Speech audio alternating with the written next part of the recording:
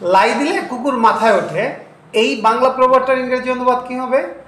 আসসালামু আলাইকুম, আমি সোহেল শেখ হাজির হলাম আজকের মর্নিং ইংলিশ ডোজ নিয়ে।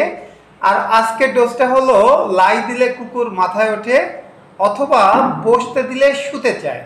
এই বাংলা প্রবাদটার ইংরেজি অনুবাদ কি হবে সেটা নিয়ে।